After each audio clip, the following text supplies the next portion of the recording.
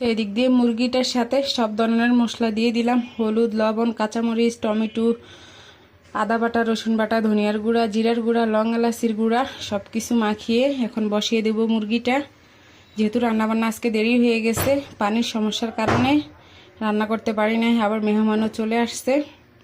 তো মুরগিটা ভালোভাবে মিশিয়ে নিলাম মশলাগুলোর সাথে।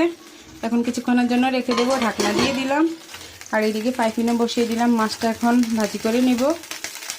তো এদিক দিয়ে পাইপিনটা গরম হয়ে গেছে, তেল দিয়ে দিলাম। এখন মাছগুলা ভাজি করে নেব। তো এদিক দিয়ে তেলটা গরম হয়ে গেছে, এখন মাছগুলো দিয়ে দেবো। তো মাছগুলো দিয়ে দিলাম।